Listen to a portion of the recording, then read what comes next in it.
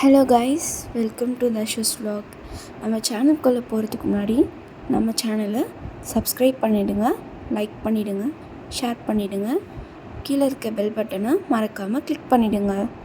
ஒரு டேஸ்டியான காரை மீன் குழம்பு பாண்டிச்சேரி ஸ்டைலில் எப்படி செய்யுதுன்னு பார்த்தலாமா? தேவையான பொருட்கள்: நான் வெங்காயம் 1 நறுக்கி வச்சுருக்கேன். அப்புறம் பாதி தக்காளி, அதை புளி கூட கரைக்கிறதுக்கு பூண்டு, கொத்தமல்லி, கருவேப்பிலை, கரம் மசாலா, பெப்பர் பவுடர், புளி கரைச்சி வச்சுருக்கேன். இப்போது இதில் தக்காளி நம்ம கட் பண்ணி வச்சுருக்கோம்ல, அதை எடுத்து நல்லா கரைச்சிக்கணும். நம்ம எவ்வளோக்கு எவ்வளோ கரைக்கிறோமோ அவ்வளோக்கு எவ்வளோ அந்த புளிப்பு தன்மை அதில் இருக்கும். இப்போது கொஞ்சமாக கல் உப்பு சேர்த்துக்கிறேன். அதையும் போட்டு இப்போ கரைச்சி, அதுக்கப்புறமா கொஞ்சமாக இப்போது மஞ்சத்தூள் ஆட் பண்ணிக்கணும். இது எல்லாத்தையும் கரைச்சி இப்போது நான் இது ஒரு பக்கமாக வச்சுட்டேன். இப்போது மண் சட்டி எடுத்திருக்கேன். நான் இன்றைக்கி அதில் தான் பண்ண போகிறேன். ஆக்சுவலி மண் சட்டியில் செய்கிறது எப்பயுமே நல்லா தான் இருக்கும்.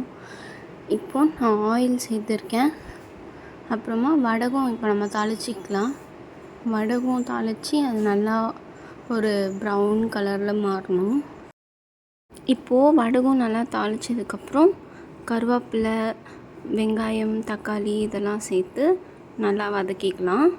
இது நல்லா வதங்கினதுக்கப்புறமா இப்போ நம்ம என்ன பண்ணணுன்னா, அந்த புளித்தண்ணி கரைச்சி வச்சுருக்கோம்ல, இப்போ அதை சேர்த்துட்டு இப்போது பூண்டு தட்டி போட்டுடலாம். அது கூட மிளகும் சேர்த்துக்கலாம்.